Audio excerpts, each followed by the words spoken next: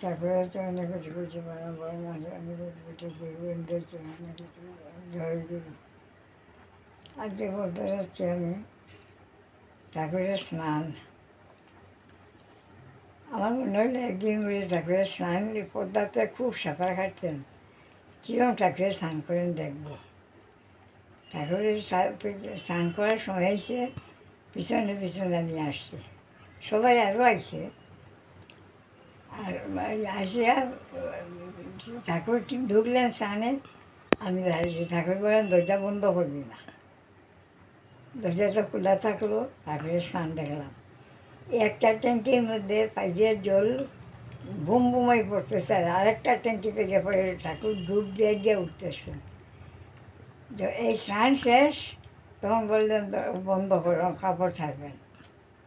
বাইরে দেখি গুরুবনটা ঘষে যা বয়ম যা যে পারে হাত দাঁড়ায় দিছে। আমি কী করে গো তোমরা এখানে? বলে ওই যে ঠাকুরের জল ছাড়বেন এখন, আমি তো নিব। ঠাকুরের আমি বললাম ও তবে আমাকেও দিও, আমি তো কিছু আনি নাই। তখন ঠাকুরের একদিন আর জল ছাড়েন নাই। ঠাকুর আসছেন, আর ওই জায়গার মধ্যে এখন যে জলের যে জল হয়েছে ঠাকুরের স্নান যাত্রা হয়, ওই জায়গায় এখন অন্যরকম হয়ে গেছে। এই ট্যাঙ্কির মধ্যে এই জায়গার মধ্যে নদীটা পুষ্করিণীটা বানাইছে অন্যদিকে। এখন তো সব এখন বুঝেই যায় না যে সুন্দর জায়গা। আর কি বলবো,